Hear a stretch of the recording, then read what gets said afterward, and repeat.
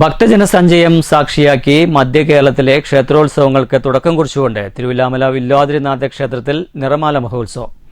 പഞ്ചാരിമേളവും ഇടുതുടി വാദ്യവും ശ്രീവേലിക്ക് അകമ്പടിയായി.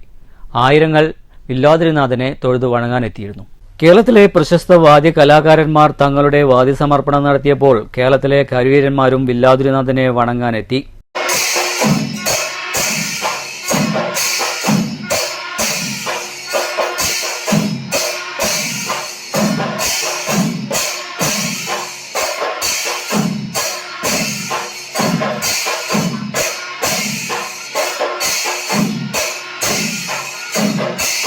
താമരമാലകളാലും കദംബമാലകളാലും കുരുത്തോല തോരണങ്ങളാലും അലങ്കൃതമായ ക്ഷേത്രത്തിൽ നിറമാല ദർശനത്തിനായി ആയിരങ്ങളാണ് രാവിലെ മുതൽക്ക് ഒഴുകിയെത്തിയത്.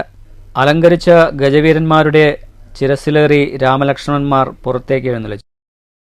പഞ്ചാരിമേളവും ഇടുതുടിവാദ്യവും ശ്രീവേലിക്ക് അകമ്പടിയാക്കി.